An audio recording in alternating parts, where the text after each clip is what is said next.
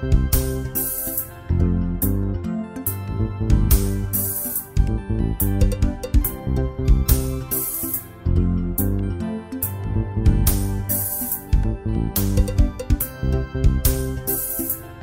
in office for the past 12 months. I am privileged and gladdened to be given this honor to moderate this program today. And I would like to say a big thank you to the IOU management and administration and to the student committee of the IOU for granting me this privilege. And just behind me, that's my co-moderator of the program, Ndai Fatu Cham. I am Lamin Fati. I am a vice student of this great university and a second-year student for that matter. Ladies and gentlemen, respected elders, please allow me briefly give you an outline of the program guide for today's gathering.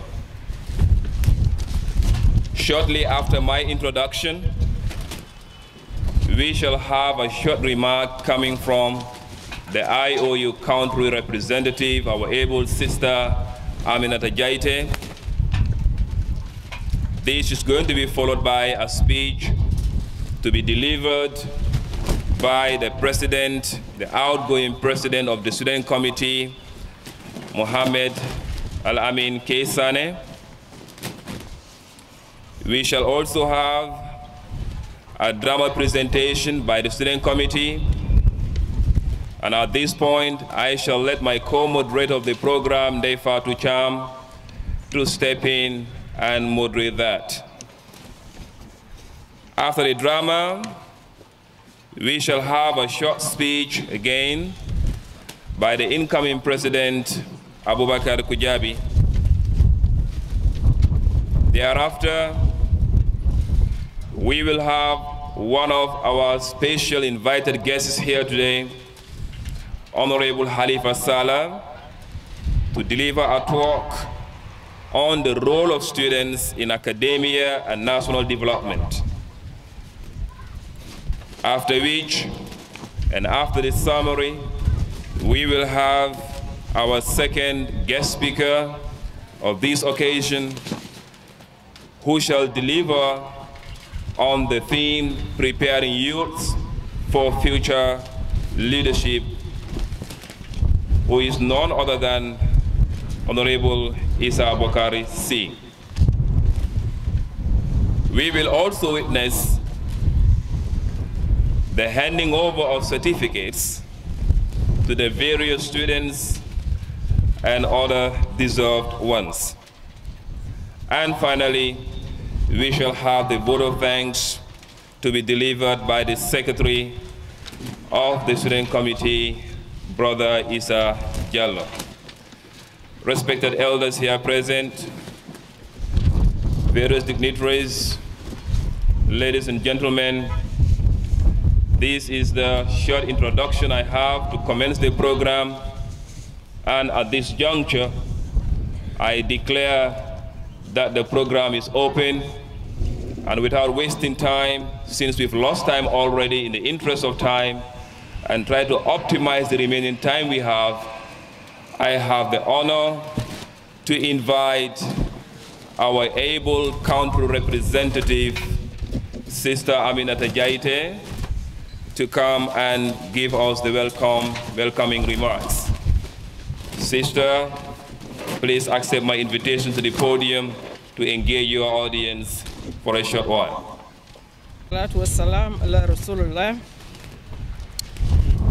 All protocols respectfully observed. And let me say thank you very much, Mr. Chairman. Assalamu alaikum wa rahmatullahi wa barakatuhu. Honorable and distinguished speakers, esteemed and valued students here present, representing your different institutions, our able staff members who have been working round the clock to get this activity up and running. I want to start by saying that when you call someone, at least traditionally in our Gambian culture, the norm is you either tell the person or you give something to that person. Isn't that so? Right? But we at International Open University, that is the IOU, we are going to break that norm today. I want to seize the permission of my speakers for us to break that norm today, and by doing it in the reverse order. And that is by listening to two distinguished, well-known and landed sons of the Gambia. These two icons are no strangers, both nationally and internationally. If not for formalities, they would need no introduction. But sticking to my mandate of delivering the opening remarks, distinguished ladies and gentlemen, honorable speakers of the day, it was not by mistake that the IOU student body identified you two out of the 1.9 million Gambians to serve as speakers of this occasion. However, I want to quickly add on to say that I am not qualified enough to give you the reason why they choose you. But I know by the end of this event, we will all agree on why these two great men were chosen to be in our midst today. The occasion is to witness the handing over from one student executive to another. Students that are tasked with shaping tomorrow today. Or differently put, it is the transfer of responsibility from one group of students to another. Our speakers are here to talk about the different aspects on the theme, the role of youth in nation building. So I will not talk about that. But I've underlined and bold the word responsibility. So I just want to seek your permission to read a few of my favorite quotes on responsibility. And I would start with the first one. It's a quotation from Alan Hunt, and it reads, "It is only when you take responsibility for your life that you discover how powerful you truly are." We all believe as Muslims that all power lies with Allah subhanahu wa ta'ala. But what we are trying to say is that when you take responsibility for your life, you begin to discover the power in you. That has been my favorite quote number one on responsibility. My second favorite quote is that there are two primary choices in life. One, to accept the conditions as they exist, or two, you accept the responsibility to change them. So in whichever situation you find yourself, these are the two choices that you have to make. You either accept the existing situation and continue like that, or you say to yourself, well, this is my responsibility to change, so I'll have to change. Be mindful of this in whichever situation you find yourself. And my third and final favorite quote is that the power behind taking responsibility for your actions lies in putting an end to negative thoughts. You no longer dwell on what went wrong or focus on who you are going to blame. You don't waste time building roadblocks to your success. Instead, when you take responsibility, you are set free and you can now focus on succeeding. This is a quote from Laurie Myers. Honorable speakers, at this juncture, may I shed some light on this noble institution which is called IOU. And what are the characteristics of this institution? I'm not going to bore you with a lot of literature, but I just want to summarize the characters in a few bullets. IOU, as an international university that offers both secular and religious education, Thus, we prepare our students for both worlds. We don't concentrate one and leave the other. So as an institution, our role is to prepare our students for both worlds. That's one of our characteristics. Another characteristic is that we operate in over 200 countries around the globe. And that gives us a student population of close to 400,000 students. And you might want to ask, how many students then do we have in the Gambia? Over 2,000 students are Gambian students. I think we commend ourselves for that.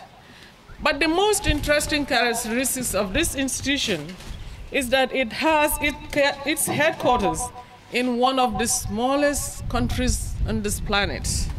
And that is no other but the Gambia. Yes, small Gambia, but with a big heart. The Vice Chancellor, Dr. Mariam Sarr Sise, who is my immediate boss, keeps saying that we have to fire the shots. And indeed, we do fire the shots all the time. IOU offices all around the world have their transactions done within this building where we're seated now, from over 200 countries across the globe. And I'm sure you would agree with me that this is a tall order. It has come with some challenges, which we have embraced wholeheartedly.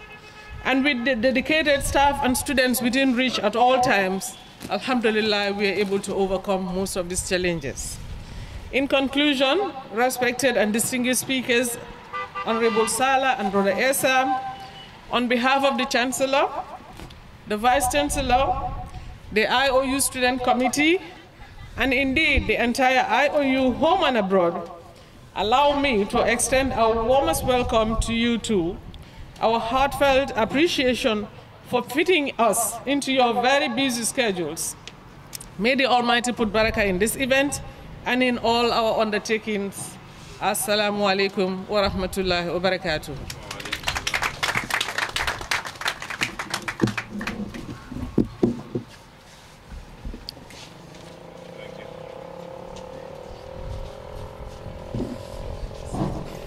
Thank you very much. We just witnessed the welcoming remarks from the IOU country representative, Sister Aminata Jaite. Thank you so much. Very brief, but indeed very important. For she has given us composition of IOU and a synopsis of its student composition and some part of this genesis. One very important responsibility and explore your potential, if I can put in order way around. And I would like to add also from a famous English quotation that you never know what you can do until you give it a try. So try out, explore yourself, take responsibility, and you shall be amazed at your own ingenuity. So thank you once again, country representative, Sister Aminata Jaite. Introduction of the high table behind me. On my far extreme right, of course, you know, that's the IOU country representative who just made a speech here. Next to her is our second guest speaker, Honorable Bokar C. Issa Bokar C. And then right in the middle here, we have our Honorable Halifa Saleh. On my right, just next to me, that's my co-moderator of the program, Ndaifatu Cham. I would like to make a plea that I will make a little alteration on the program guide we have for the fact that you know our guest speaker, Honorable Halifa Saleh, the kind of personality he is, of course a very important personality, will respond to our invitation. Notwithstanding, he is supposed to have a meeting at the National Assembly today right at 12 o'clock, which he is supposed to chair. As a result, I would like to make a little switch in the arrangement we have in the program guide today, that instead of the other elements we have in the guide down to where he comes, we would like to give him this privilege now to come and engage the audience, deliver a talk. He serves as a National Assembly member representing Serekunda East at the National Assembly of the Republic of the Gambia. He is also the Secretary General of the People's Democratic Organization for Independence and Socialism, PDOIS. This is just the least I can tell you about him. For his humility, I don't want to go further because I don't want to offend him.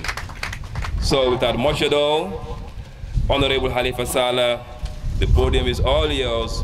Your audience are anticipating, excitingly waiting, anxiously waiting to listen to you deliver a talk that we think is very ideal. The most ideal individual for the themes is you, to deliver a talk on the role of students in academia and national development. You're welcome, sir.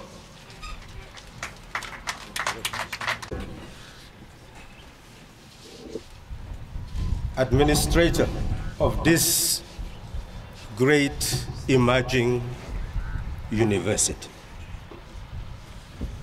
My brother, Esa, has constantly reminded me of my duty to share knowledge. And I must say that the efforts you have made to bring me here must be compensated by adding value to your institution. I had communicated the constraints to Abubakar and even suggested that if it is held, if it were to be held on Thursday, I'll be with you throughout. And he will bear witness to that. But he insisted that the best thing is to come. Even if it is to be here for 30 minutes, it is worth the while. Student union, student associations are schools of administration. And this is evident in your practice today, that you intend to transfer office from one group of students to another. That is what democracy is all about. It is performing a duty, not as an end in itself, but as a means of furthering the interests of others. Since duty is for all to perform, it is not the property of anyone. You do it when others believe you should do it. And do it knowing that others could do the same. Then there is continuity in our humanity, in our collective management of society. Education is designed to shape the mind, the hands, and the heart. Simply put, it is to transfer knowledge, skills, and values. But we all know that the heart just pumps blood for the body to exist. We all know that the hands, without the brain directing it, cannot really do anything. So it is true that the mind, the brain, is the center of the movement of the human being, enabling the human being to acquire skills and values. But it's because of the sophistication of the human mind that we try to associate value, skills, and knowledge with parts of the body, so that we prepare ourselves for ownership of knowledge, skills, and values. The role of student in academia, the role of a student in building a society. We as human beings can only be human beings if we have the capacity to understand nature and society, to be able to transform it in order to live in liberty and prosperity. If we are incapable of doing that, our humanity is diminished. Regardless of who we are, where our origin is, the language we speak, the gender, all human beings must acquire knowledge, translate that knowledge into something that will ensure our liberty and prosperity. We have that common responsibility, regardless of religion, regardless of gender, regardless of what you call tribe or ethno-linguistic orientation. We all have that responsibility. But others come to a level that once we reach our common humanity, others believe that they can go to a higher level in becoming human beings with a sense of purpose and direction regarding the hereafter. In terms of our humanity, we are common. But in terms of our belief, we can be different. But the belief is not the base. It's our humanity that is the base. The belief follows depend on you and your faith. So what we are here to do is to look at what we all have in common and how we can build that in the university system so that the university will serve our common humanity. It is important for all of you to bear in mind that you cannot transfer knowledge in our modern setup without examining how humanity developed over the years to build universities. 3,500 BC, you had the hieroglyphic writing founded in Egypt. And Egypt became a center of learning. Not only oral tradition, but a literate tradition. Language must be transformed to a higher level by associating symbols with sounds in order for you to be able to deposit knowledge over centuries because of the limitation of the human mind. So they had to develop writing so that writing will become a depository of human knowledge. And that is why Egypt became a center of learning. And all the Greek philosophers will tell you, in terms of constitution, in terms of human knowledge, science, they had to go to the tradition of Egypt in order to acquire that knowledge. Eventually, Coptic writing developed. Greek writing developed. Greece, Athens also became a center of learning. And I'll be very fast here, and we may have other sessions in order to go deeper. But I'll come to conclusion very soon.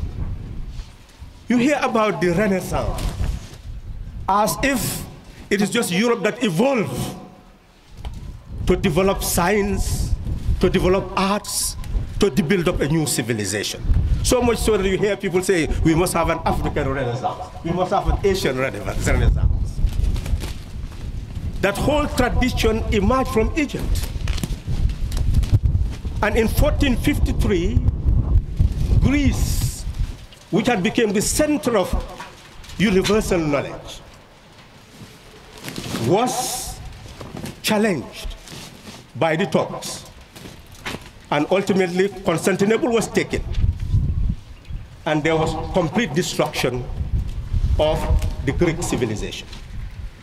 All the literature that had been deposited in their learning centers were quickly removed from Constantinople into the states, Italian states.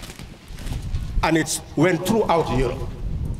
And that is why, at that time, you could not be considered a knowledgeable person until you can speak Greek.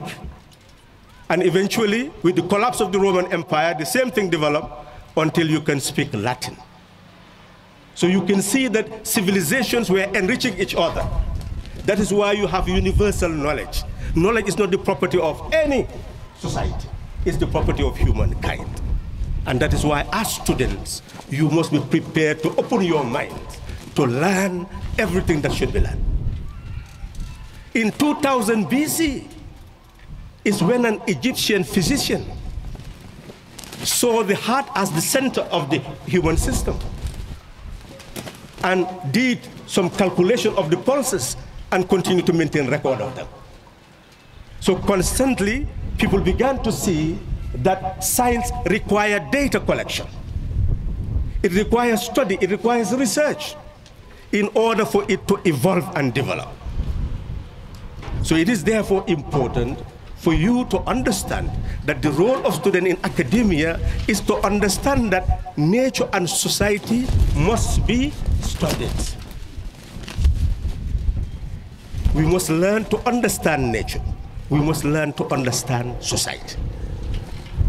And we must bridge this frontier between arts and science, social science and natural science. The human being is whole. What you eat, what you drink is from nature. It's biology, it's chemistry, it's physics. So what we must bear in mind is that there is no frontier to knowledge acquisition. What is important is to open our mind to all avenues of acquiring the knowledge of the nature and characteristics of the elements around us, nature and characteristic of the people around us. Then we move into economic science, we move into social science, we move into cultural science, we move into natural science. When we talk about development, you must understand who you are. People tell you that Gambia was colonized for 400 years. What is colonization? You cannot have colonial domination until you have a state. You cannot have colonial domination until you have a territory. You cannot have colonial domination until you have demographic characteristics that make a group of people to be subservient to another group of people, to owe allegiance, obedience, or adherence to a foreign power. You cannot have colonialism until you have political integrity of that state. So you must know your history. That it was on the 10th of August, 1889, that the British and the French met to start the external domination of the Gambia. And eventually, colonization started to evolve. Because you have territorial integrity of the colonial state agreed upon by two colonial powers. You have the demographics, you are now beginning to have Gambian subjects. All those people in that territory will be considered as subjects. You start to have sovereignty, they are under the authority of the King or Queen of England. We became dominated. Eventually, by 1902, they had full control. After they have defeated all those strong kings, they had full control of the Gambia, and we became a colony of the British Crown. What is your duty? Is to understand how we unravel that. That by 1920, people like Edward Francis Small met in the National Council of British West Africa and said that no taxation without representation. The people own the wealth of society. They entrust it to others. It should go back to them. Colonialism meant they alienate that wealth from them. They own their wealth, own them, own their land, and dictated the terms of what happened in their country. Students had to study to understand what society was, to understand how the colonials were acquiring wealth from the people, how they were utilizing in their interests. They had to gain knowledge to understand that if you are going to be independent, you must have 3 levels of development. You must produce your raw materials. You must be able to process your raw materials. You must build the machines that do the processing. Then you are self-reliant. But if you process, if you produce raw materials, others process it for you, you become dependent on that. If you have to rely on their machines to process, you depend on them. To be genuinely independent, you have to control the 3. That is what propelled the struggle for national liberation. Again, students had to study to see how the economics of societies work, how the state works, gain knowledge, and so that now we should take charge of our destiny. We'll be able to build the type of state, we'll be able to build the type of economy that will facilitate our liberation, that will facilitate our prosperity. As students, that is your responsibility. 5 decades, they say we are independent. They say that we own ourselves. In the Gambia, it went through a process. 1947, the first election in the Legislative Council. Eventually, universal suffrage by 1960. And then internal self-government, 4th October 1963, meaning that we could manage our own affairs internally, but the foreign power will control our land. Eventually, we say we must be independent. Then 18 February 1965, they said we're independent, but still a foreign power constituted the executive authority of the land. We had a governor general representing Her Majesty, who must sign any bill that is passed in the House of Representatives for it to become law. So yes, we were moving towards independence, but we gained full independence in 1970 when we became a sovereign republic. So you must know your history. Why a sovereign republic? So that each of us will become sovereign, so that we have that demographic characteristic that makes us Gambians. 1970, we became full owners of the Gambia. We owe no allegiance, adherence, or obedience to a foreign power. We are no longer supposed to have a monarch. We were now the owners of power. We became sovereign. Sovereignty resides in us. Regardless of whether you speak Mandinka, Jola, Sarakule, Wolof, any other language, Manjago, any language, you are the sovereign owner of the Gambia. Sovereignty resides in you. You should have been taught that in your school system. That is what you call citizenship education. It should have been part of the curriculum. To this day, it is not part of the curriculum. That is why still we do not know our history. Still we do not know the role that students should play in academia or in national development. So it is important that this particular election be extended to make it more formal, so that the deliberation will be longer. We can go into the administration of the state, whilst you have an executive, you have a legislature, you have a judiciary, whilst you have services, because it's your right under Section 26 of the Constitution to equal public service. All of us are entitled to health, education, and all services of the state. That is the right. But how is that right to be delivered? You must have people in the executive. You must have people in the legislature. You must have people in the judiciary. All this constitute knowledge base. That's why you are here. There must be division of labor in society. You must develop expertise in all these areas so that you will be able to deliver what society needs. That is your role in academia, to be able to select an area, whether in administration or in management, because you must have a civil service, you must have a security service, you must have oversight institutions. And those institutions must be managed, administered by you. And that's what you are preparing to do. What values would you need? What knowledge base would you need? What skills do you need? That's what you need to be prepared for. Any educational system that cannot respond to that is an educational system that will never bring about liberty and prosperity. My conclusion, therefore, is that you have started the journey. Being given a certificate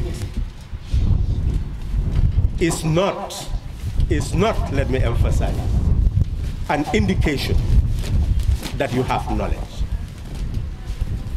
Regurgitation of facts, figures, and postulations is not the essence of education. And that's what one must do to be able to pass examination. Education builds the complete human being. It enables you to know your environment, to know your body, to know your mind, to know what values are, so that you'll be able to select what values will make you live the way you should live. You should know that your thinking will guide your action, and your action will determine your behavior, and your behavior will determine your personality. So what type of ideas do you need? What type of ideas should guide your practice? So that at the end of the day, you become a personality of worth. You become an embodiment of dignity, somebody who can add value to society. I call on you to take charge of your destiny. And you can only do so by becoming educated, by becoming responsible.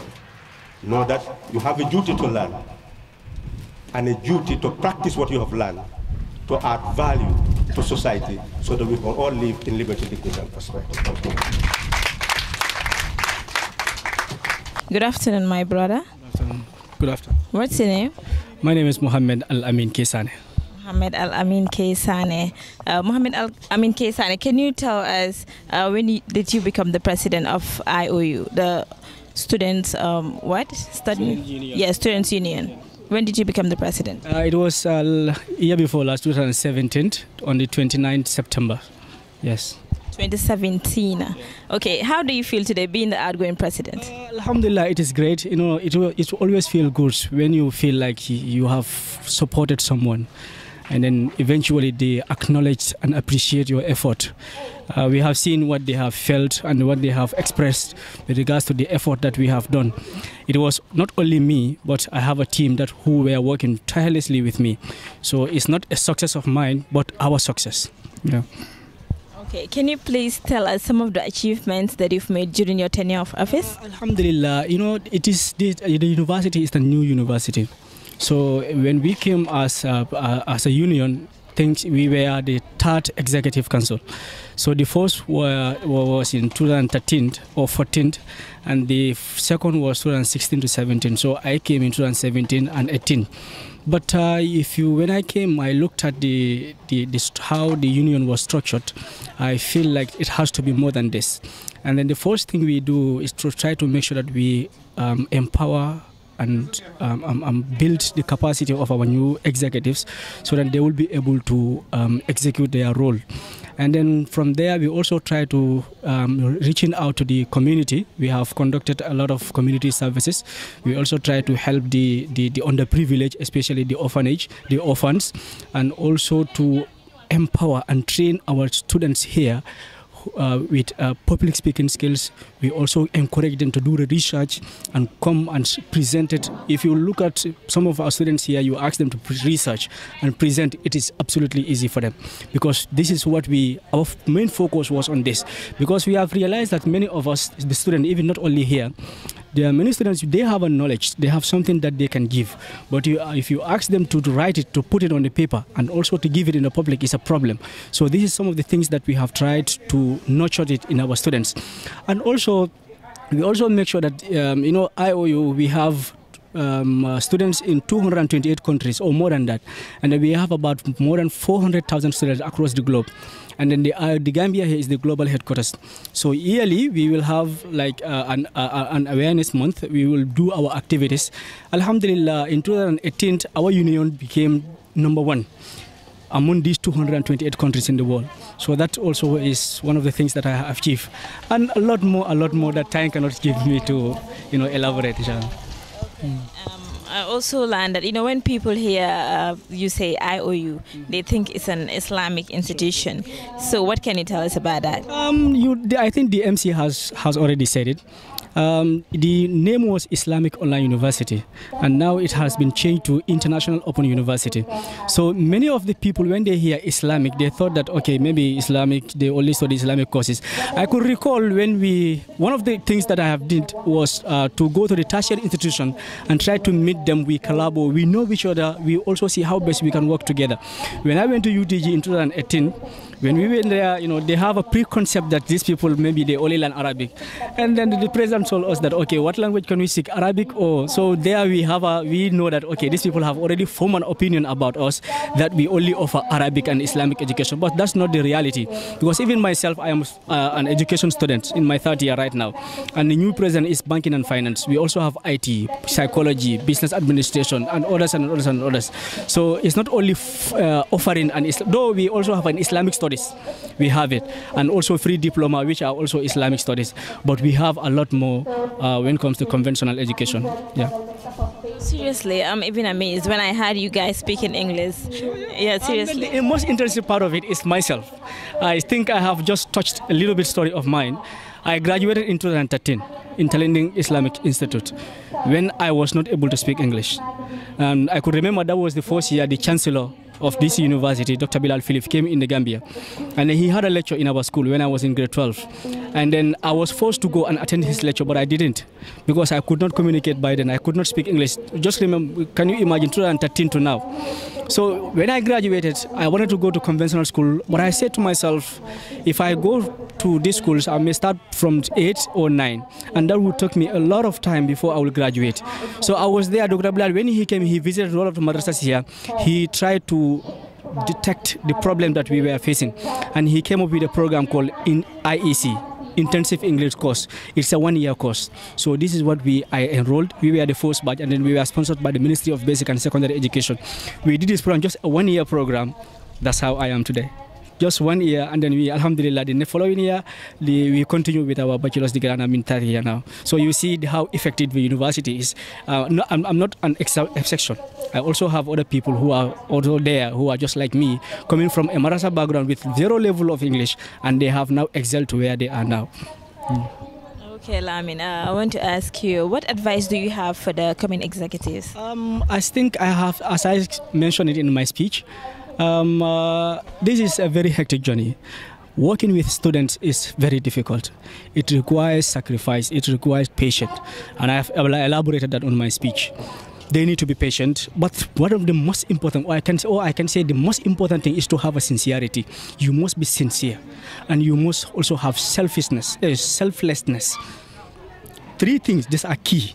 There are a lot of more that is important, but 3 that are key: sincerity, patience, and sacrifice. These are very, very important. And they need to also do what we call a collective thinking in a mutual consultation.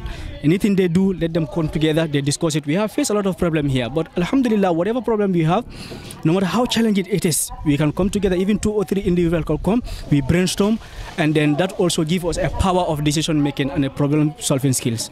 Yeah, so I will encourage them and advise them to make the union theirs, to like what I said, to have an ownership of the union, and also use the pronouns of we, because you cannot call yourself me, I. It's not good as a leader. You have to say we, because you are not solving only your problem, but the problem of general. And then if you look at the university here, it's different from other universities. This is not a campus-based university like UTG or other university. It's an online university. You have a countless students who do not normally come to the office here. They will be staying in their home. You only know that IU has a number of students when you have a final exam here. You will see students coming from different corners of this country. But because of it's not a campus-based university, that's why people do not come. But no matter what it is, as a president, you are in charge of all the students, online and offline, because we also have offline programs here. And then as a president also, as I told you, we are in 228 or more than that countries in the world. So any leader, if, like for example in the Gambia here, when I was a leader, when you want to see the students, you will see my name on the website. So I was the person who was taken in charge of the whole student body in the Gambia here. So the new president also is has the same role. So it's not an easy thing, but it's really required sincerity, patience, dedication, determination, and all that stuff. Yeah. In your statement, you mentioned you have online. You are an online university, so it's like you can be at home and then you have your lectures and all that. Sure, you can. What we do, we have a very interesting system here. You can be at home without coming here, provided that you have an internet connection. Everything is available for you. You enroll in your course. You have your own account, your username and password. When you enroll, you have all the materials online on your account. You just click and download them, video, audio, PDF format. You read them and you attempt your test. Modules by modules until you get to midterm exam. You have an assignment, you write an assignment, you paste it. Sometimes some people will be thinking like new students when they came, they will be feeling like, okay, as far as I am not being observed, it's an online, let me do this kind of cheating. But no, if you do it, you will be caught. Because if you do a research, you send your research paper.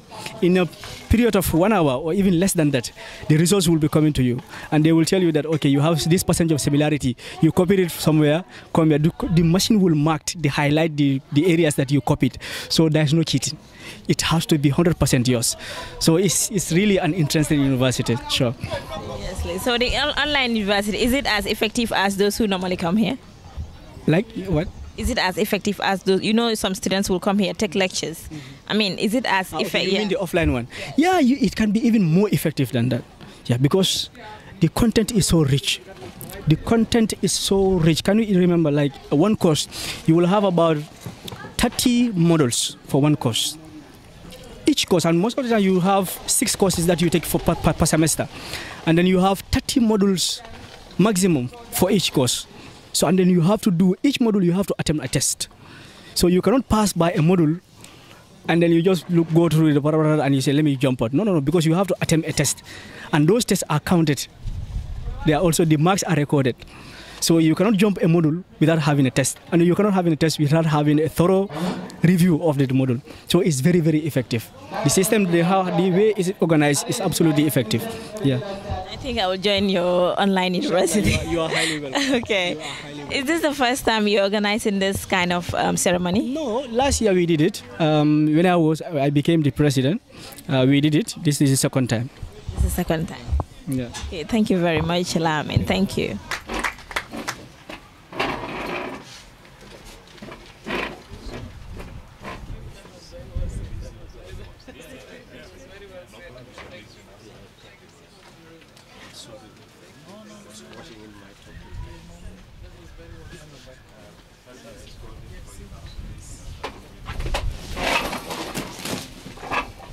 Thank you very much.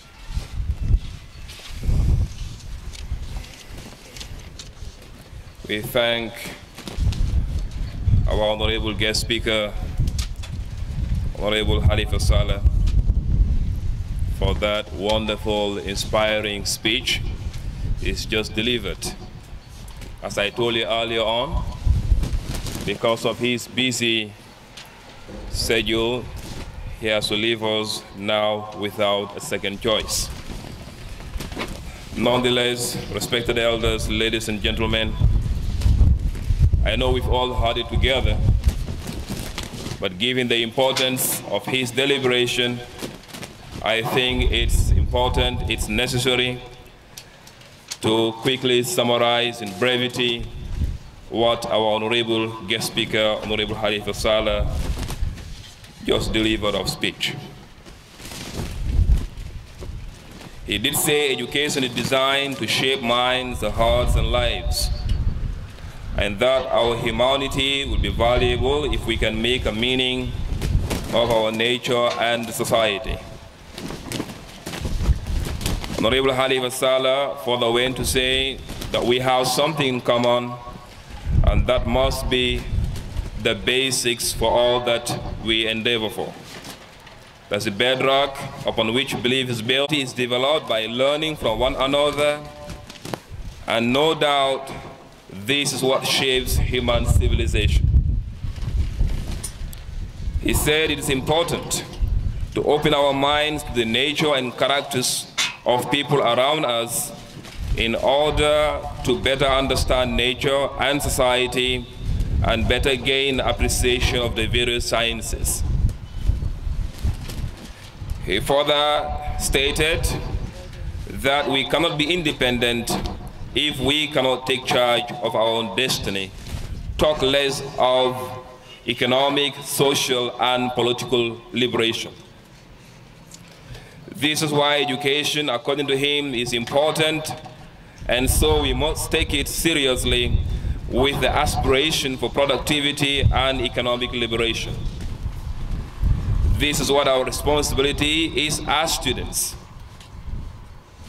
Honorable Saleh also added by saying that sovereignty resides in each of us irrespective of our demographic, religious, and traditional differences.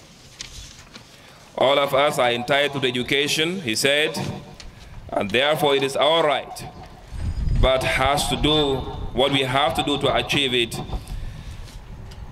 as he has mentioned, is well known. He said we must have division of labor, and that is why we have a government with all its composition. He said the certificate is not indication that one has knowledge, for this is just a mere narration of facts and figures, and that is not the target. He said education builds the human being. We have to know ourselves, know our minds and values. That we should know that our thinking will guide our actions our personality, and our personality shall shape our destiny. Take charge of your destiny, Honorable Halifa Saleh said. Respected elders, ladies and gentlemen, I would once again make this plea that I will make an alteration once again on the program guide we have today. It was going to be more interesting, I think, if we have it interjected with some short play of drama, etc. But notwithstanding, we do understand the plight of our guest speakers. We just appreciate that they have been able to live out everything, every engagement of theirs amidst all tight schedules to honor our invitation here today to serve as guest speaker. Without much ado, therefore, ladies and gentlemen,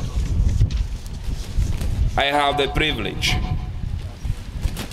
to invite my co-moderator, Ndeye Fatou Cham, to give us a short profile of our second guest speaker, Honorable Issa Bokar C, whom we're going to allow now to the podium to engage the audience on the theme, Preparing Youth for Future Leadership. My sister. Bismillahirrahmanirrahim. All praise be to Allah, the most gracious, the most merciful, to His creatures. We send blessings and salutations to the last and final messenger, Muhammad sallallahu alaihi wasallam, his household, his companions, and all those who follow the path of righteousness until the last day. It is indeed a great honor for me to be tasked to read out to you the profile of Honorable Issa Bokar C. Honorable Issa was born in Kuntaya village, Jokadu district, North Bank, 5 decades ago. He is the son of Ustaz Bokar C and Ajawatu Khadija Ba. At an early stage, Honorable Issa attended Kuntaya Primary School, proceeded to Armitage High. He worked for Action Aid the Gambia. He later joined the military force and attended military training in both the Gambia and Senegal. C was honorably discharged from the military upon completing his military service. He then attended the Gambia College, after which he attended the Dakar University and later proceeded to the University of Besançon in France. He also attended the Institute of Public Admin in Sierra Leone and the United Nations Diplomatic Training School in New York. He pursued courses under the U.S. Ministry of Defense on counterterrorism and other related disciplines from 1993 to 2003. Honorable C worked for the Ministry of Foreign Affairs as Protocol Welfare Officer. He was also posted to Gambia Mission in Paris as First Secretary. He got promoted to the rank of Chancellor and posted to the Gambia Permanent Mission, United Nations, New York. Honorable C was also promoted as ambassador and posted to France with current accreditation to Switzerland, Portugal, Spain, Russia, Greece, Romania, Hungary, and permanent rep to UNESCO in Paris. Transferred to the Republic of China on Taiwan with accreditation to Philippines and Indonesia. He was posted to Washington, D.C. as ambassador with accreditation to Cuba, Venezuela, Mexico, and Brazil. His tour of duty ended in 2003. From 2003 to 2019, he also worked for ULES as visiting instructor and visiting speaker at Torrance County College. Honorable C worked at JCPS Jefferson County Public Schools District in Louisville, Kentucky, and the Bank of America Risk Fulfillment and Fraud Control Department. Until his return to the Gambia, C has been contractor for USSOCOM directly under the U.S. Ministry of Defense for the Language Department, covering French-speaking countries while teaching the usage of language, skills, and understanding one's operational environment. Finally, ladies and gentlemen, join me welcome Dr. Abubakar C on the podium.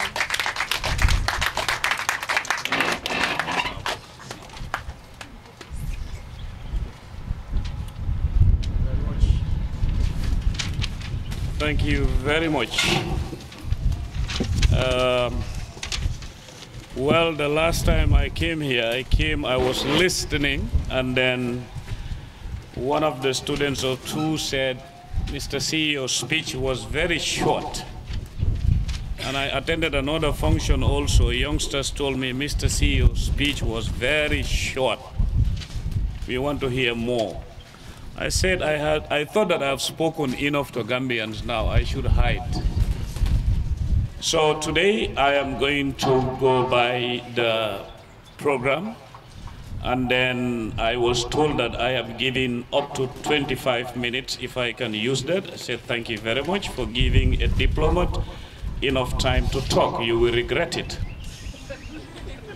So I first of all say hello to our dear sister who welcomed me so nicely in our office, Sister Aminata Jaite, Aisha Seka, Abubakar Kujabi, Drame, as the Wolof say, Kulim Jum. So let's go ahead. The speech is going to be delivered by my humble self, Isa Bokar C. Our theme is preparing youths for future leadership, and the venue is here. Now I'm going to read the speech, but I will interject with some explanations where they need arise. We begin with this. What is leadership? Simply put, leadership means getting things done through people.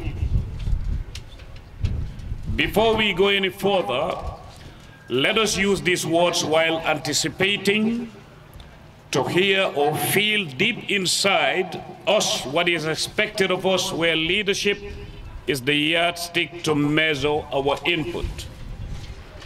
We begin with what? Character. Next, responsibility. Next, role. And then vision in consensus. At this juncture, please allow me to use the USA, United States of America, as a case study. There is a reason why I chose United States.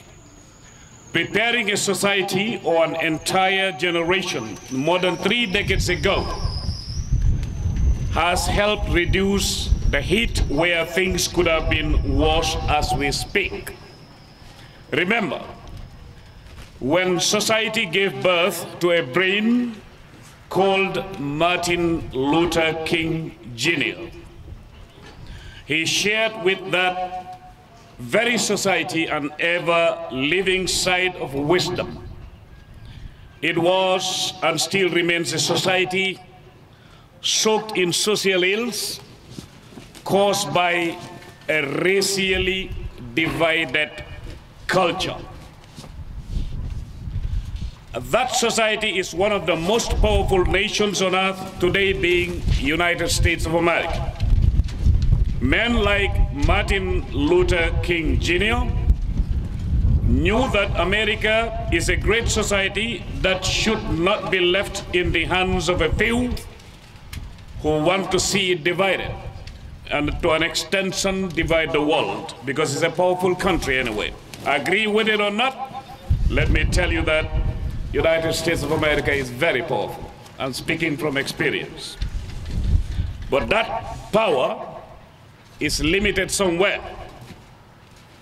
I will interject here and tell you something that somebody once told me in New York. He said, the American president is the most powerful person in the world. I said, yes, but America is in the world, and the world was created by Allah. So, Martin Luther King Jr. told us something some years ago. Do not judge the person by the color of his or her skin. Judge the person by the contents of their character. That's what we are here for today, right? To revisit our characters and then rebuild those characters, including my very self. I'm not excluding myself. Mark you, Martin was not only reducing the bad side of racism and bigotry, he was equally building leaders in both the white and black communities. The good medicine those white kids or adults took from Martin Luther King, it was that awareness is very important to understand that opinionated racial lines should be stopped. Therefore, assuring multiplication of better characters in that very society, which later on came to help rebuild that society. Isn't that what produced a president called Barack Hussein Obama? Yes, it produced a person called Barack Hussein Obama. After 3 to 4 decades down the line, following Dr. King's departure, from this world, the dream he had was interpreted by people like Barack Hussein Obama. So you see the importance of helping build youngsters to become future leaders. I remember when I was in Armitage High School, I used to imitate the former president. The first president, and they used to take me to the assembly hall, and some would give me money. I will imitate him a little bit here. Sir Dawda Kairaba Jawara used to stand at the stadium and say, boys and girls, you are the future leader of this country, or the future leaders. And people would laugh. But now I know what the old man meant. This is a great responsibility that none of us should joke with. You are very important. You are the backbone of the republic. You are not the Kotu power station, but you are the national energy power station. So mark you, before coming back as a Gambian, I was brought I was born in the Gambia, brought up by Gambia, exported by Gambia, and then another country saw me and asked me to work with them at the Ministry of Defense, and that's the most powerful country, so thank you, Gambia. That's why I am back to share with everybody here today, tomorrow, after tomorrow, as long as we live, what we have acquired outside. If we did not have a solid foundation, I don't think we might have been able to build a structure that will attract your attention today. So, I have personally driven in cities in the United States of America, the south part of it, where racism was very powerful.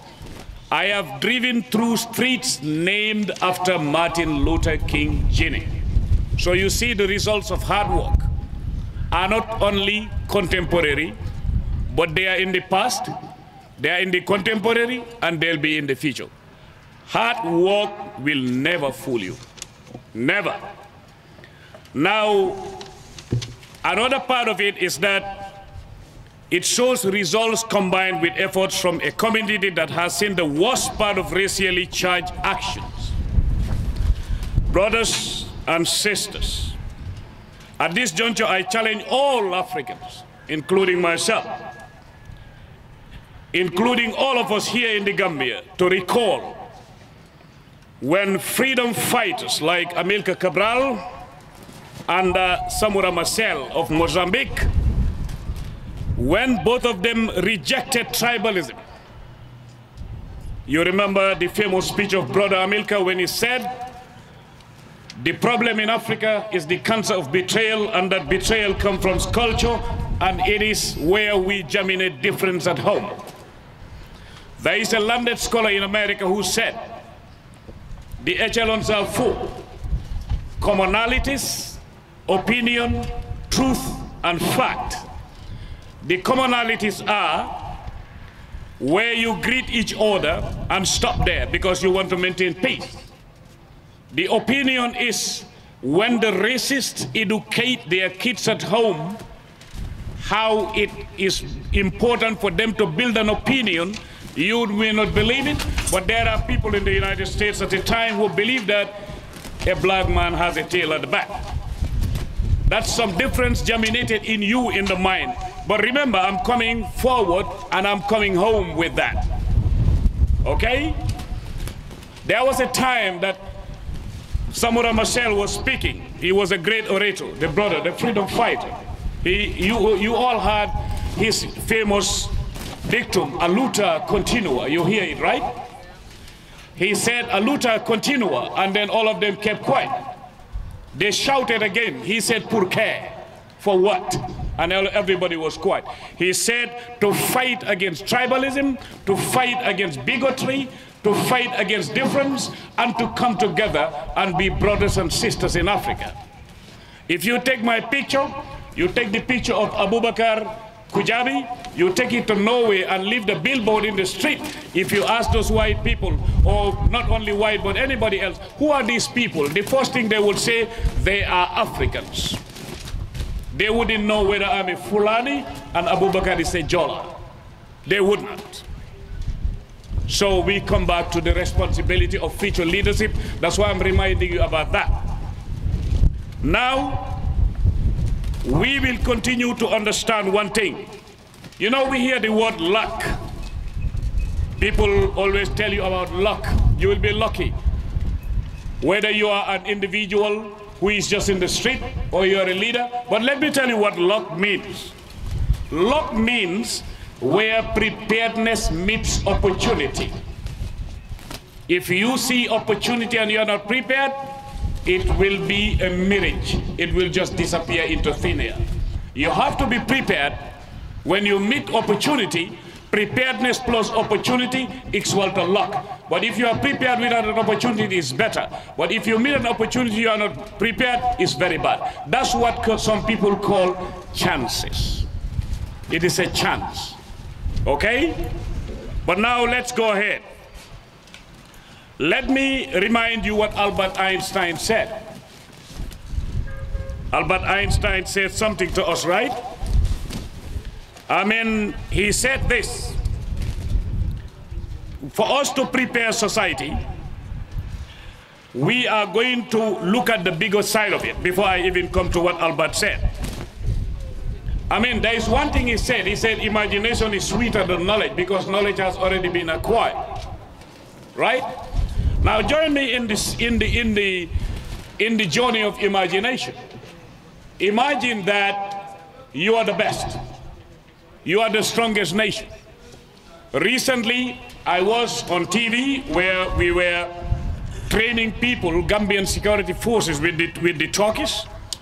The speech I delivered was, Gambia, though small, can become a moral or an economic model. What do I mean by that? You're small, small is beautiful, small is manageable, right? The best superpower is the superpower that understands that no one is above me as far as intelligence. We see the Indians. Germany invites them to Germany. America gives them H-1 visas. Your generation is the digital generation. What you should delve into is to learn more about computers and utilize the different languages we have. I was given a job at the US Ministry of Defense because of the language skills I have. I did not learn those language skills in America. No. So you can perform, you can be the best, and you can export talent outside. We are 1.8 million, but imagine if 1 million out of the 1.8 million becomes professionals in different fields, IT, everything. Don't you think so then we'll be able to compete in Nigeria and Ghana and other places? Yes, we can. Absolutely. It's just a question of believing in yourself. Now, before I end, I am going to give you a story here, which is a story. The key words are orchard, orange fruit, bottle, water, time, growth, and size. You will join me in this story. There was a sermon one day. A landed scholar said this. An old man in his house had a bottle, and the bottle was on the table. But the bottle had an orange fruit filled it. And then a little kid, the old man's grandson, said, "Grandfather, how can you put an orange in a bottle without squeezing it to be juice or pounding it into pieces? How on earth?" The grandfather said, "I will show you. Follow me to the orchard." They went to the orchard. He told the grandson, "Come with the bottle, put water in it." He told him to pick an unripe fruit, a small one, put it in the bottle. He put it in the bottle, placed it on the table and left it there. The grandfather said, "Keep observing and tell me what happens at the end." One day, the young man came to the grandfather. I said, "But grandfather, guess what? What I saw and was questioning you has happened. The orange fruit has grown. It has occupied the entire bottle now." Then the grandfather said, "I was preparing you to be an observant, steady, intelligent leader." Now you see, you have to seed for things to grow. If it grows, you weed it. You weed it, you take care of it, and you harvest. I will tell you this story that my mother used to say. She used to say it in Fulani. One day she told me that I was fighting in the street. I'm sorry, I used to fight a lot in the streets though, because I had to survive. If not, they will beat me up. So she said, "Isa,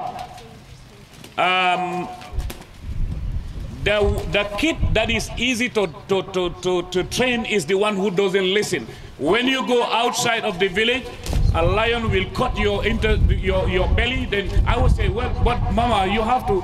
She said, "No, the reason why I'm telling you that is listen when I am talking to you. Don't keep fighting in the street." She said the best way to fight is know what the other doesn't know, have what the other doesn't have, go to where the other cannot go, and compose yourself and be disciplined. Then nobody will attack you. One day I'll give you another story about my dad. When I was in the military, the time this Liberia war was on, I was not chosen. Then I told my father that I am really not happy. He said, why? I said, I wanted to be chosen and to go to Liberia and fight and experience war. My father looked at me, he laughed. I said, I want you to give me a talisman, a juju. The gun will not enter me, like we say, tool. The knife will not enter me, nothing. And my father said, yes, I will give it to you, no problem. We prayed Salatul Asr. He told me, Isa, come. I'm going to give you the juju today. He told me, if you don't want a gun to shoot at you, the knife to enter you or anything, don't cause trouble and don't go where trouble is. That is my juju. I came back, I told him, Father, I want, because this is the Islamic Institute, that's why I'm saying this thing. I said, I want a verse where, that you know, if I read it, I will not die. Because I'm a soldier. My father said, yes, he used to see me as a friend. He would laugh. He said, yes, I'll give you one. I said, I want it. He said, but not today. I got angry and went to my uncle. I asked my uncle, he said, oh yeah, you can read Lagat Jacob. I came back bluffing my father. I said, Father, my uncle has given, he laughed, he said, what did he give you? I told him, Lagat Jacob. He said, yes, it's true. He's right. If you read it, you are not going to die. Thank you, Lion Isa. He said, but after we pray, I will give you another lesson. I said, okay. He said, the day you are going to die, Allah is going to wipe it out of your head, and then you will not read it. He said, Allah will never deny himself. You see, when we talk of bravery, when we talk of leadership and all that, these things are very important to put it in your mind. One person told me when I came back to Gambia, after all these noise we were making during the 22-year rule, oh, Isa Bokar C, you are my hero.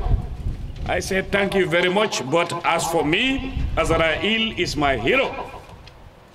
The angel that kills everybody, all the heroes in the world that you heard about, the Korah singing them, the great men, the bravest of all those people, where are they today? Is Azrael dead? Put your mind in one point, which is nobody is in control except Allahu Akbar Azza wa Jalla. Be respectful to yourself, to your neighbor, to your parents, but never put Gambia secondary. Never do that. Gambia should be the apex of your pyramids of priorities. If you do that, you are okay. Before I close, this institution is deriving everything it does from the teachings of Muhammad sallallahu alaihi wasallam, isn't it? He said, "Hubbul watan min al-iman." Thank you.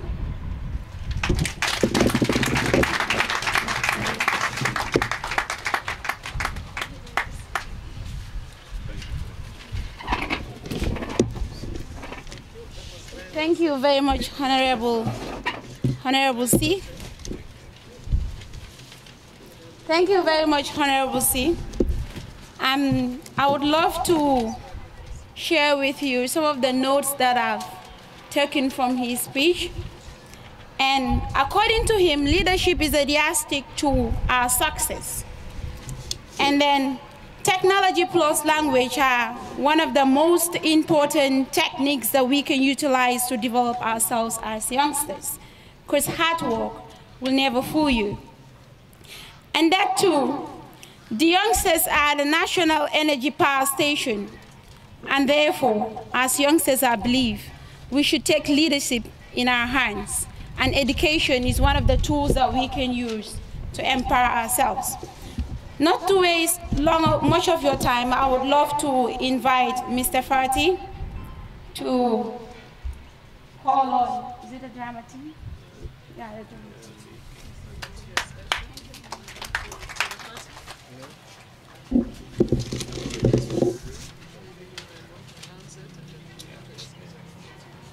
Okay, thank you very much, Dave Fatu Cham.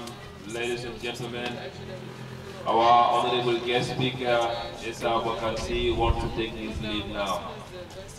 Okay, we please allow him take his lead first, then we can continue with the rest of the program as we have in the schedule today. We thank him ever so much. Thank you very much, sir. Thank you.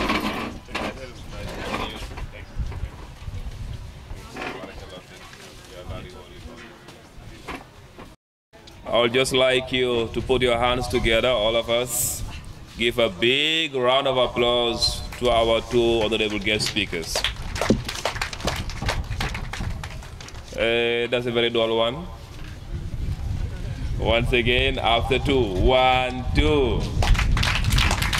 Very good, very good, very good. I think they deserve a lot, don't they?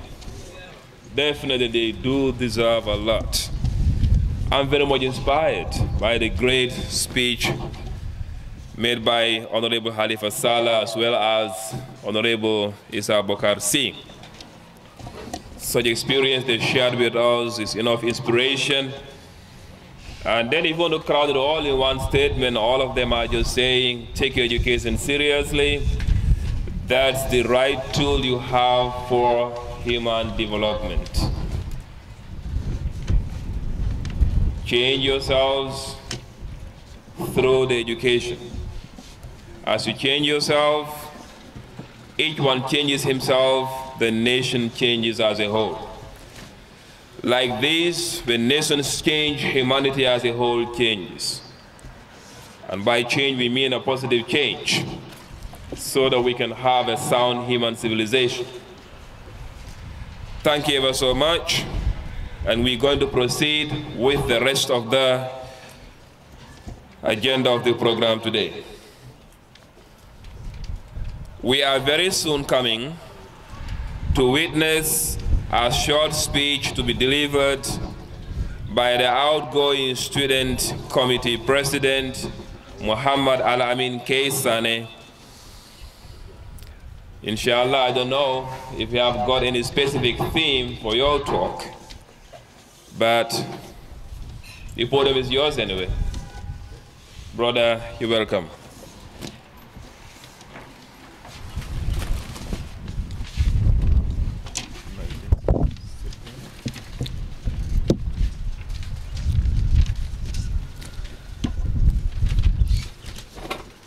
الحمد لله الواحد الأحد الفرد الصمد الذي لم يلد ولم يولد ولم يكن له كفوا أحد ثم الصلاة والسلام على سيد الثقلين والفريقين محمد بن عبد الله وعلى آله الكرماء وأصحابه الشهداء ومن تبعهم بإحسان إلى أن يرث الله الأرض ومن عليها. After praising Allah, the author of all existence, and sending immense peace and blessing to our beloved Prophet Muhammad ibn Abdullah and to all his household, his companions, and to all those who followed him in righteousness till the last day. Mr. Chairman, the Vice Chancellor of International Open University, Dr. Mariam Sarsise, the IOU country representative, Aja Aminata Jaite, honorable speakers, fellow students, and the invited guests, ladies and gentlemen. I greet you all with the greeting of the people of Jannah. Tahiyyatuhum yawma yalqawnahu salam. Fassalamu alaykum wa rahmatullahi wa barakatuh. It is quite an interesting feeling as I am experiencing a mixture of both felicity and sadness. Felicity for serving my university and its students, and sadness for I am not going to be in the forefront of the students in serving my university, the International Open University, the great center of excellence. Indeed, every journey has a destination, and today, the 27th of February 2019, marks the end of our journey that we started embarking on the 29th September 2018. It was a journey filled with countless stumbling blocks. By sincerely and dedicatedly sacrificing our times, energy, and resources, we have enjoyed the most beautiful parts of it, that is sense of love, unity, cooperation and teamwork, sincerity, determination, patience, problem solving, and decision making in a mutual consultation. In the beginning, things were tough. As you all know where I came from, I used to ask my fellow executives when I'm representing them, I will ask one of them to take a book and a paper to jot down my mistakes when I am talking. As in 2013, I joined IOU when I was at the 0 level, if you come to English. I will ask them to take a book and pen to write my grammatical mistakes, and then later we will do an evaluation. There they will tell me, Mr. President, you've said this and it wasn't correct. You have to say this and that. But it was a matter of believing in yourself.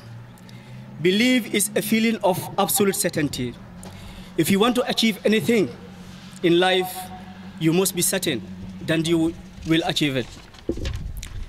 You must believe in yourself, because belief controls the results.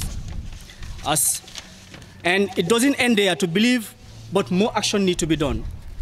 You need to keep pushing. As Martin Luther King Jr. said, if you can't fly, run. If you can't run, walk. If you can't walk, crawl. But make sure you keep moving. By continuously learning, believing in ourselves, and pushing forward, we have got to where we are today. If we are looking for convenience, you must be ready to face inconvenience. There is no easy road. It doesn't exist anywhere. Feel the fear, but balance it with hope, and do what you have to do, not what others are doing. If you don't push yourself and find out where the boundaries of your skills level are, you can't be who or what you want to be. Just be more consistent, more than anybody else around you. You will win every race that you run. Leadership is a trust and responsibility, duty. It is a sort of tools that help leaders to guide their people to their desired destination, that is to win by achieving their goals. The quality of leadership must be acquired by all, especially the youth. As every generation desires to have a better generation after it, the young ones must be prepared for future leadership by providing us with quality education, relevant skills, and creating an environment in which we can nurture and excel in those skills. The Prophet, peace be upon him, lived with 4 great Abdullahs. They are called Arba Abadil, and Zayd bin Thabit, and Usama bin Zayd. These young people were highly empowered by the Prophet, peace be upon him, and they became the transmitters of his mighty legacy to later generation until it reached the entire world. Zayd bin Thabit was trained the art of writing, and he eventually became the scribe who led a team assigned by Osman bin Affan to compile the Quran into a version that we have today. Osama was empowered with military skills, and he became the commander as a teenager of 3,000 army troops. If the Prophet ﷺ was able to do this, and he was prepared to be a qudwa, an example, and a role model for us, we must imitate him. Why can't we follow him? A society is undoubtedly a failure that neglects its youth. Finally, to my new honorable executives, I am not telling you what I have already acquired, but a piece of advice that could help you and I. Take ownership of the union. Always use a pronoun we. Be sincere. The easiest way to make yourself depressed is to do things for the sake of people, and you don't finally get the praise you expect from them. Therefore, as the Prophet, peace be upon him, said, be sincere to Allah, and a small amount of deed will be sufficient for you. Work hard. If success is easier to gain, everybody will be successful. Be patient. Surely your Lord promised to be with you in all of your affairs. Be together and united. Think collectively to deal with your issues. Cooperate and help one another. The most selfish thing that you can do is to help somebody else who is in need. You know why? Because all the joy, the contentment, the tranquility of the heart all come back to you. To my noble president, able president, be an exemplary leader. Balance between the two. Consistency versus flexibility. Justice versus mercy. Do not only seek success, seek to become a person of value. Talking about other people's success will never make you successful until you do what you think they have done. You are given one mouth or tongue to talk, 2 ears to listen, and 2 legs and hands to walk. Therefore, talk less, listen more, do more, and more actions. We have cleared the groundwork for you and set the ball to run. Now, keep the ball running. I thank you all for your kind attention. May Allah subhanahu wa ta'ala accept all the efforts and forgive us for our shortcomings. May He, with His infinite mercy, make the journey ahead easier and successful for you. May this gathering be a source of peace, love, and understanding. وآخر دعوانا أن الحمد لله رب العالمين سبحانك اللهم وبحمدك نشهد أن لا إله إلا أنت نستغفرك ونتوب إليك السلام عليكم ورحمة الله.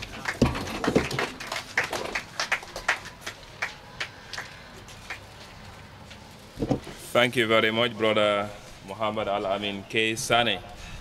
I don't mean to summarize your speech at all because I want to save time, but I think what he has said is very, very important. I would like to tell the incoming executives that they have a very big challenge. Why they have a big challenge? Because if you have a leadership that has just left office and they've achieved a lot, when you come in, you definitely have a challenge. You know, when you came at the time when nothing was built, and then you build one structure, when somebody else comes, he sees the structure. Then he's elated at the magnificence of the structure. But when you come, you found the leadership, and several structures are established.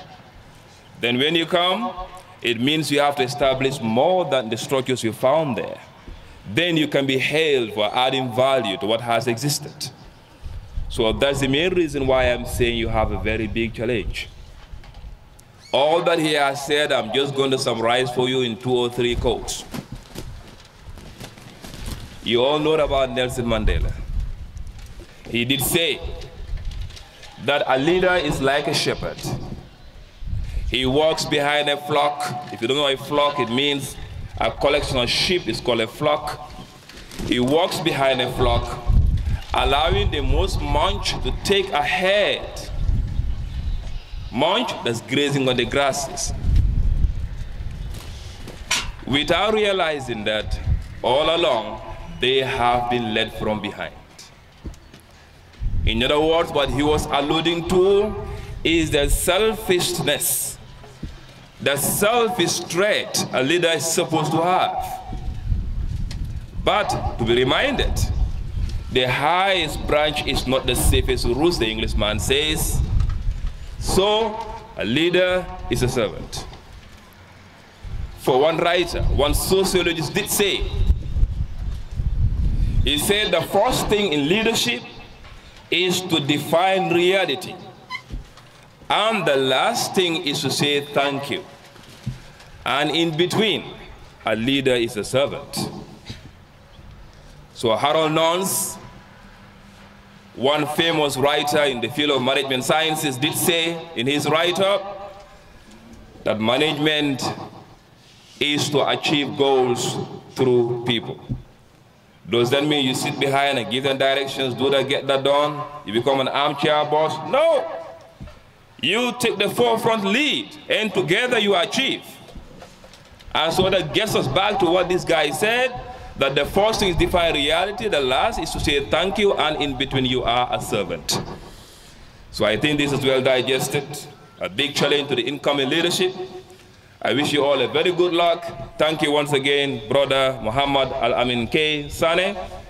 And I would like to hand over the mic to my sister, co-moderator of the program today, Ndeye Fatou Cham, to take us through the drama that is coming up next. Barakallah fikum.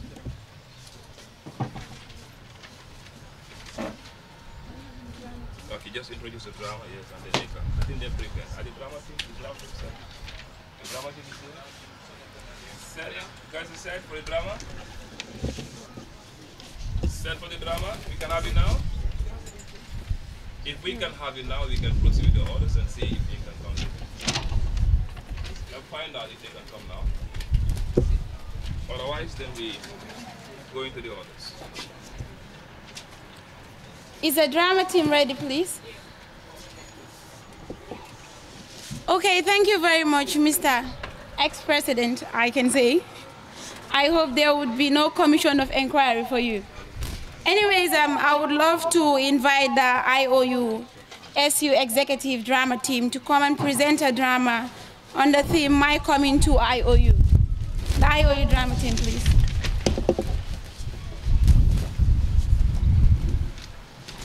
Let him come and meet me in his house. I will know if this boy will continue being useless or he will be responsible. Come in this house and ask me for breakfast today as well. Today. Mom, how are you? How am I? Where is the breakfast? Eat me. What? Eat me. Don't I see you cooking this breakfast? Breakfast is made for people who are in this family. I think it's for all of us. All of us. So you are telling me now I'm not part of this family?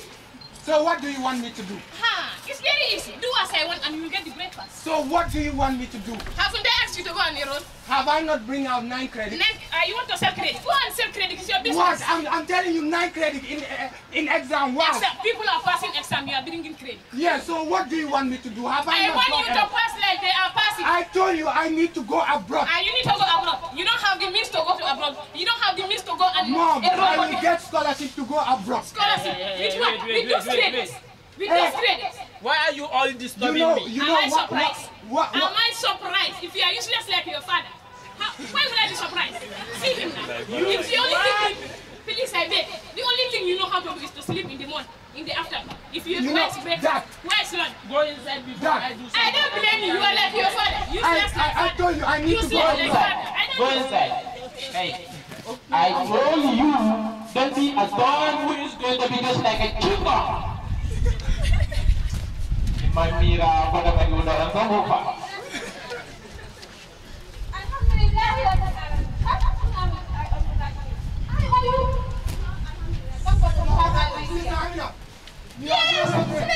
Yeah, I'm fine.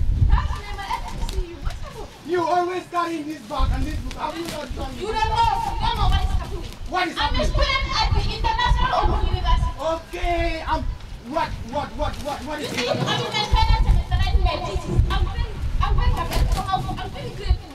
Okay. Yes, and you.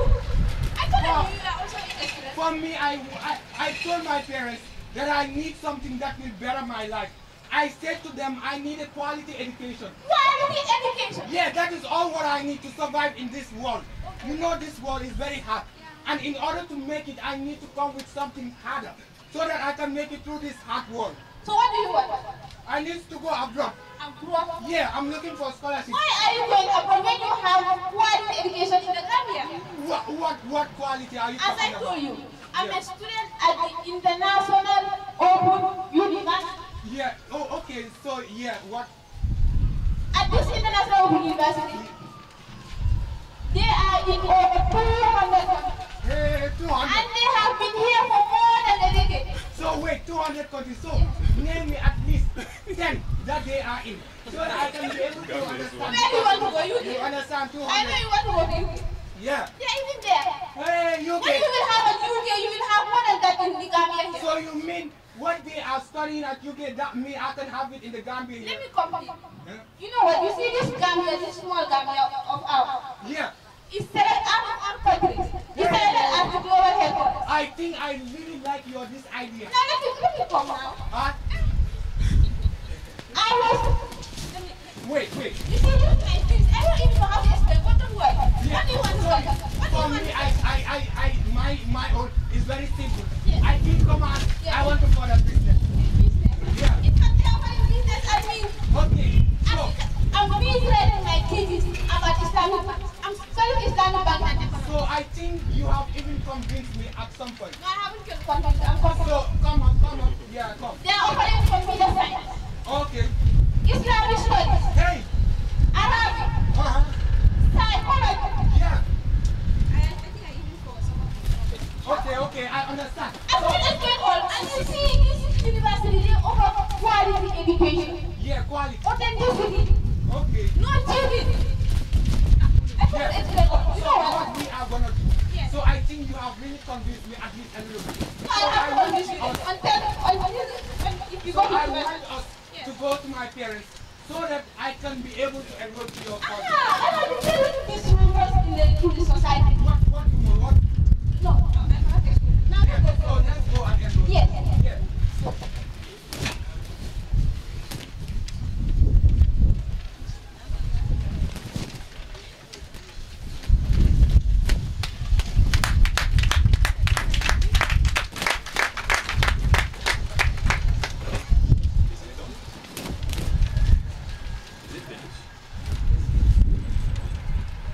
Thank you very much, Musukeva and the team.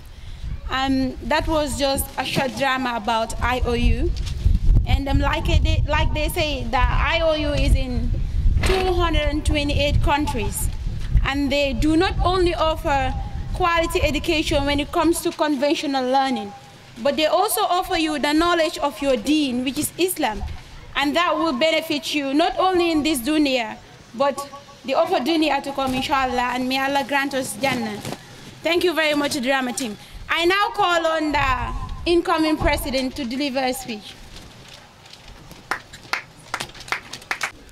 And for which reason we gathered, from all the speakers that came to the podium here, one thing they all had in common was importance of seeking knowledge. Yes, if you are going to put it all in just one frame, this is what you're going to say.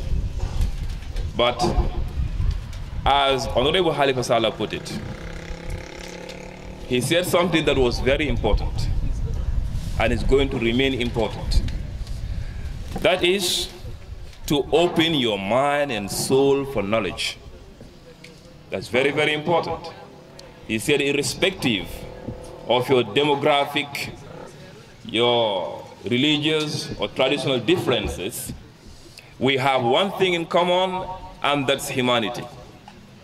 Humanity first, and everything else, he said, becomes secondary.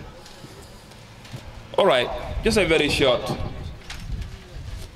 story. There was a time there was a toad. You know a toad?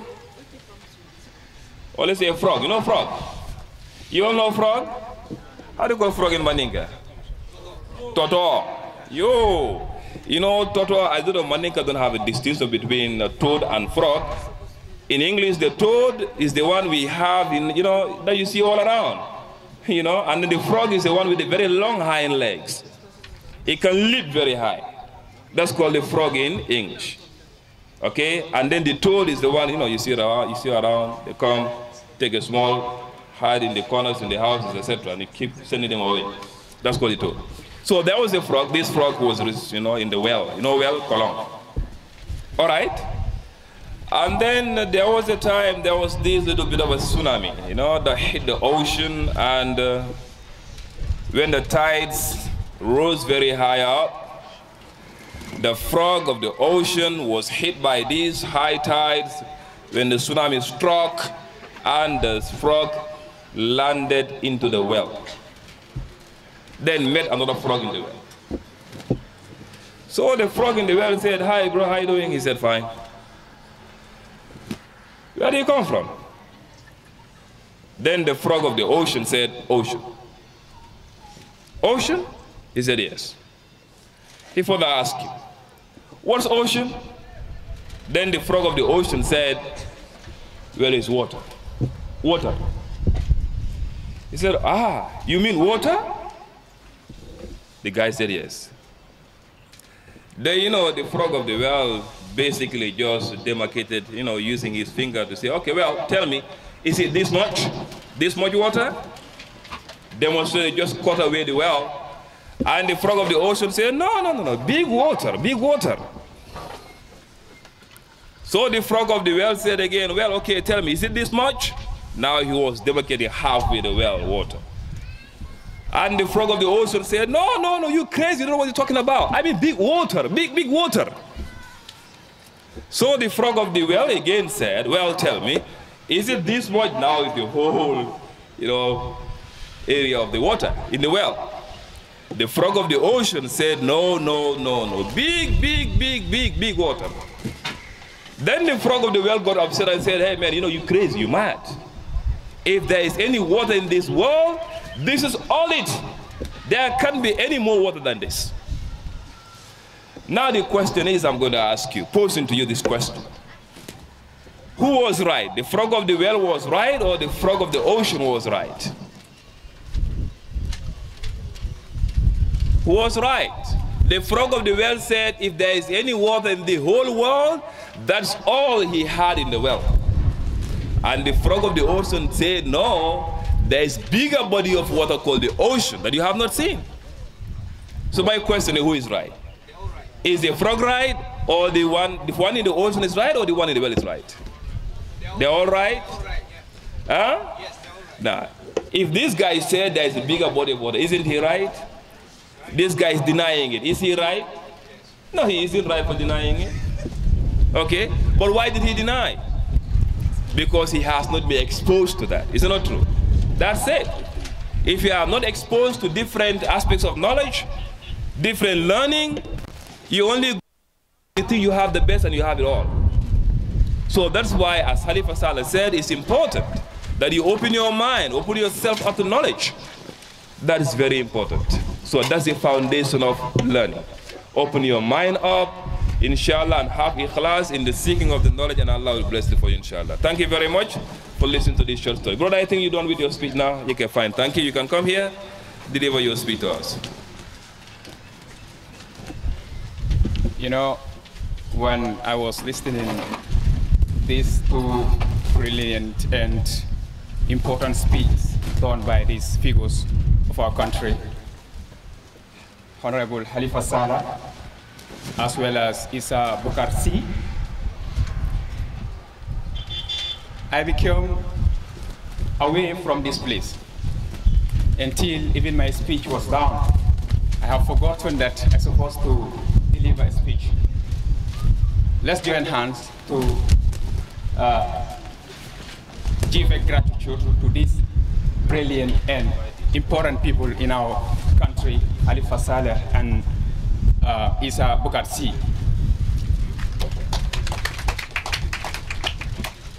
Alhamdulillah,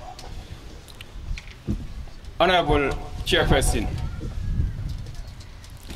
the IOU country representative, Madam Aminata Jaite, our honorable guest speaker, even though they have left, Honorable Khalifa Saleh and Issa Bukarsi, the first president of the IOU Student Union, Brother Duruja, and his successor, Chona Jallo, whom I have told that they are not here present. Well, we give a thank and gratitude to these people. As far as we are here today, creating this program, we should not leave these people. We should remember these people that they have served this institution. This is why my thanks and gratitude will go to these people, even though they're not present here. The staff of IOU and students and representatives from their various institutions, distinguished brothers and sisters.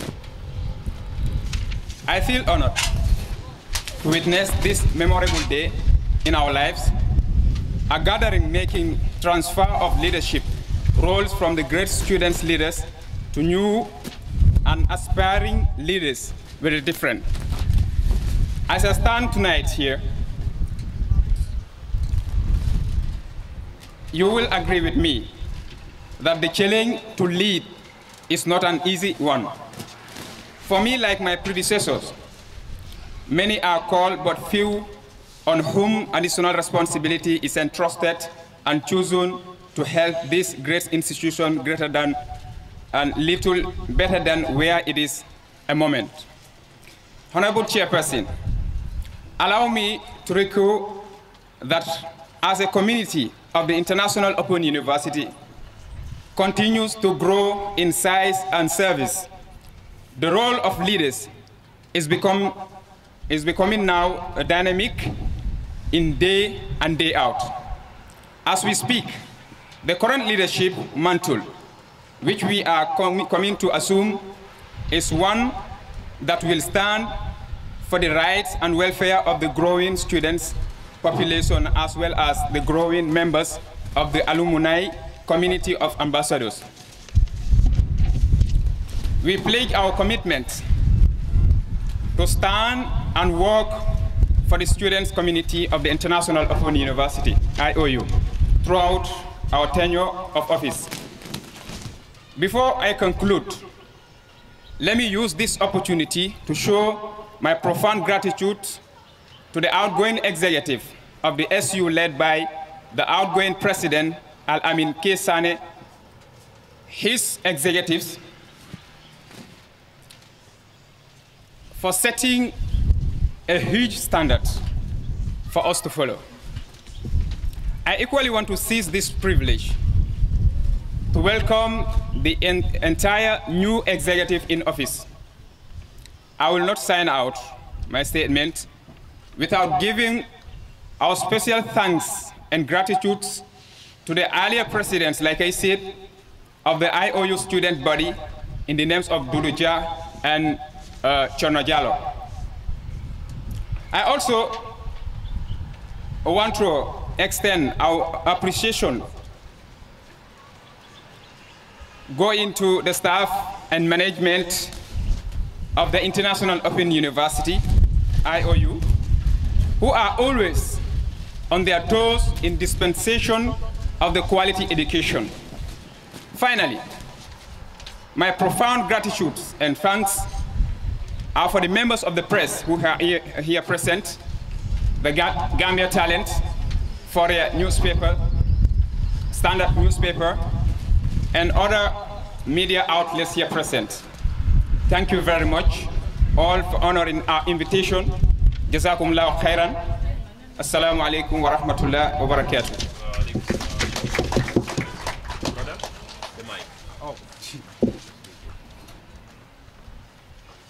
Thank you very much, Mr. President.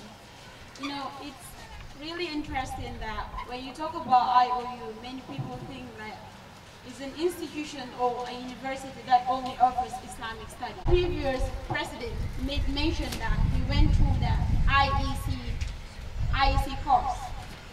And thank you very much, Mr. President. We challenge you and your executive body not to do what the previous president did, but to do more. And inshallah, we pray that Allah makes it easy on you and your team members. Thank you very much. And we now call on Mr. Dudija.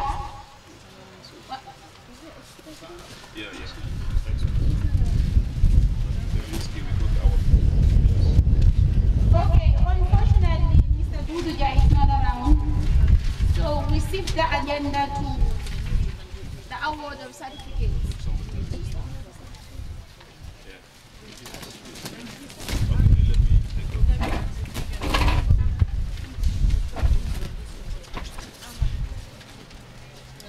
Okay, we've come to the certificate presentation time now. The IOU deems it fit to award certificates to certain deserving personalities. May I call on our dear sister country representative of the International Open University, Sister Aminata Jaite, to help us hand over these certificates to the bearers.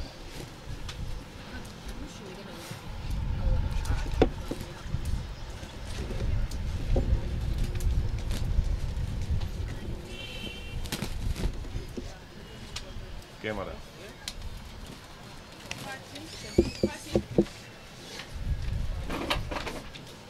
first awardee is Babukar Samate.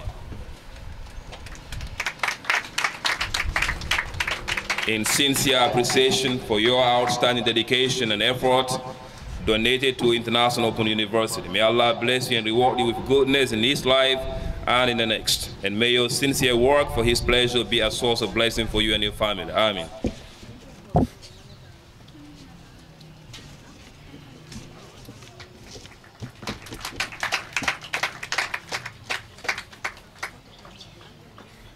Next awardee is Modul Amin Fati.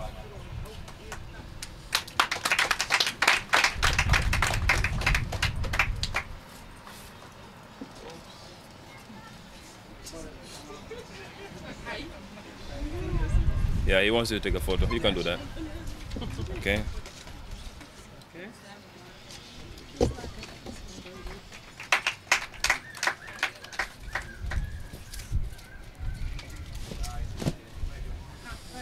I hope you are a professional cameraman. Okay, next awardee is Mamoudou Gandoba.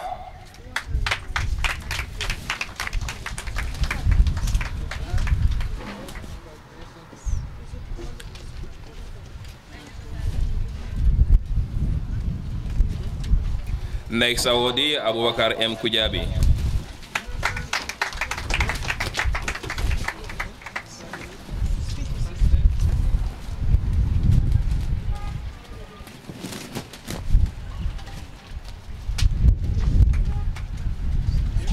Next awardee, Hadijatu Jack.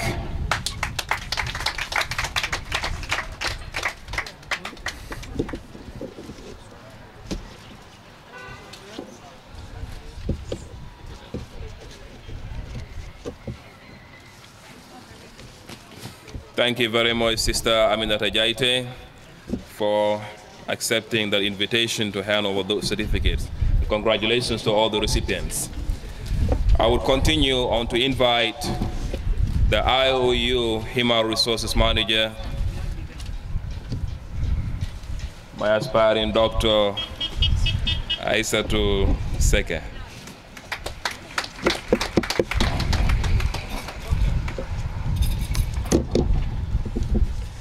Okay, we continue with the list of the awardees for various certificates. This time around, we have Fatoumata Traoré to come and receive this one.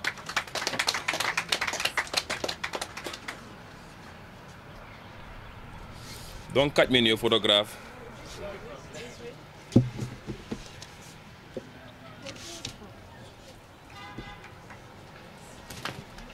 Thank you. Next, we have Issa Diallo.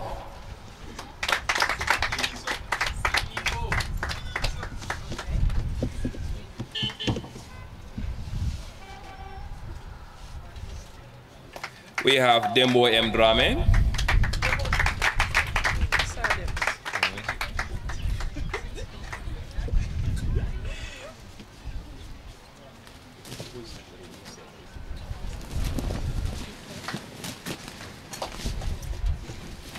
We have Sidiki Sise, admin staff member.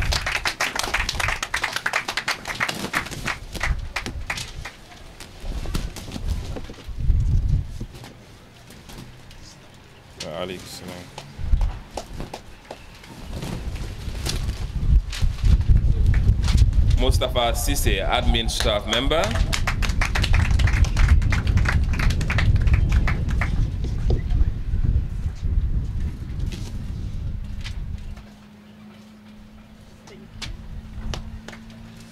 Next receiver, Lamin Drame, admin staff member.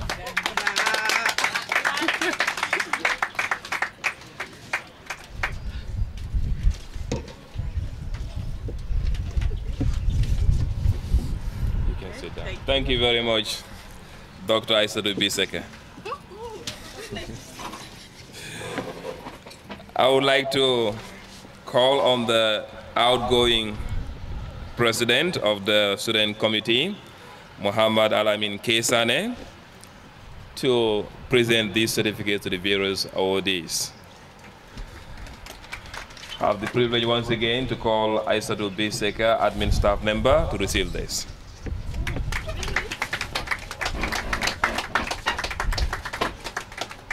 give it to her.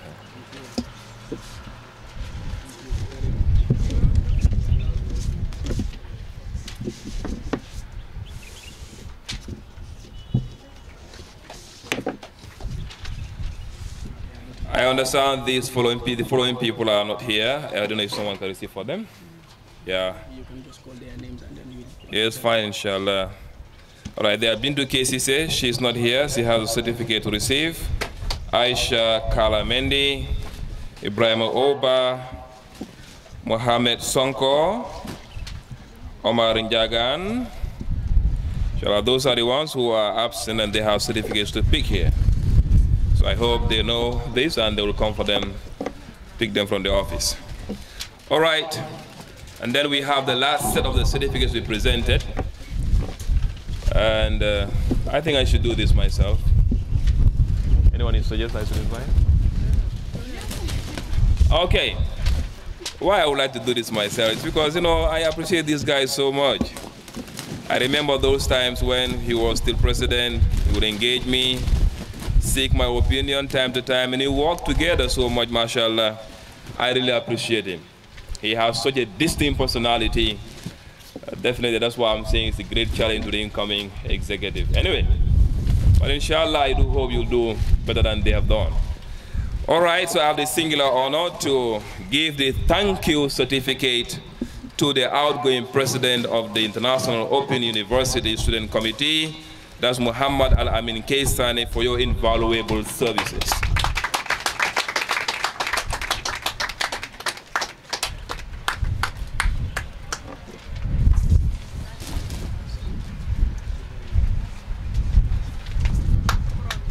You can take your seat. You know, you all know Zinedine Zidane. Yeah?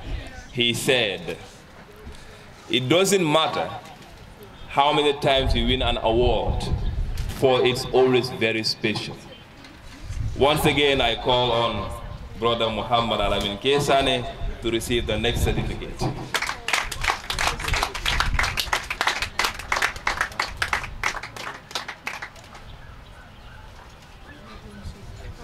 Thank you very much. I'm handing over the mic for the last part of the program today, and there's a vote of thanks to present it. Thank you very much, Mr. Fatih. I would just want to make a suggestion to executives to come and swear. Yeah, even the president swears. Okay, may I please ask all the new executives to stand up, please, and we take our oath of office before we swear in. Can we please have a line? The new executive, please. Can we just stand? Yes, the new executive, please. Can I have we? the list. If they are not coming, I can call them out. Yes, can you please call them out? Abubakar Kujabi, President. Kausu Dabo, Vice President. Isa Diallo, Secretary. Ma Fanta Bayo, Assistant Secretary. Hadija Dujak, Finance Minister. Lansana Toure, Deputy Finance Minister. Abdullah Diallo, Auditor. Abubakar Sabate, Student Outreach. Aisa Diallo, Assistant Student Outreach. Amadou Sisse, Research Minister. Demba Dibasi, Assistant Research Minister. Suleiman Joseph Mendy, Event Outreach and Promotion. And Alhamdulillah Diallo, ID Support. Okay, the ID thing was for you to hold up to add, but then some of us pleaded, and then inshallah as Muslims we will go by the concessions. But before swearing you in, there is an ayah said in the Quran, Ya ayyuhalladhina amanu lima taquluna ma la taf'alun. Kabura maqtan inda Allah an taqulu ma la taf'alun. Allah says it is hateful or in the sight of Allah for you to say things that you cannot or will not do. So that's just food for thought for all of you.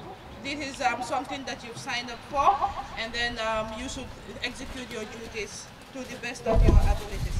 Can you please raise your right hands, please? And you repeat after me. Okay. Can we raise our right hands, please? And you repeat after me. you mentioned your name. Do solemnly swear that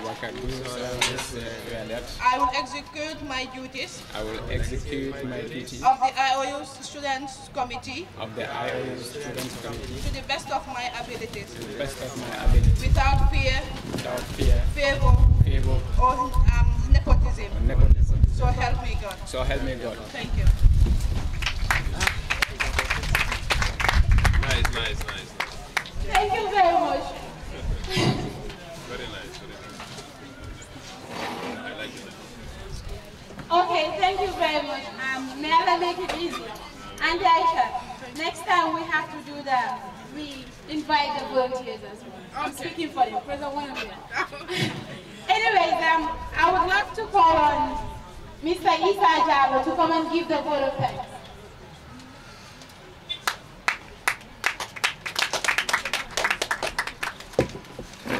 Assalamu alaikum wa rahmatullah to you all. I would like to extend gratitude and appreciation to you all for making it possible to our handing over ceremony. We are very delighted to have you all, and we are very grateful. So I would first and foremost thank each one of you by your names and surnames for having made it here. And I will also extend appreciation and gratitude to our speakers, Honorable Halifa Salah and Abu Bakr Isa Bokar C. For they were very, very helpful in making this also a success. And I believe each one of us did learn something that we can take away. Their speeches were inspiring. And I believe each one of us have something to take home.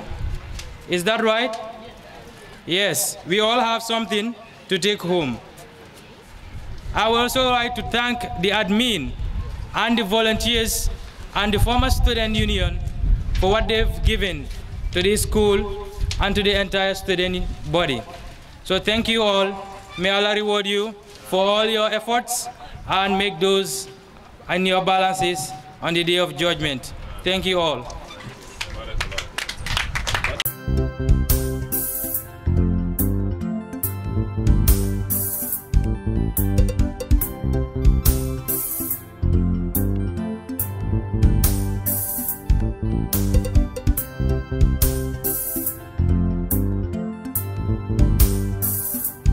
Thank you.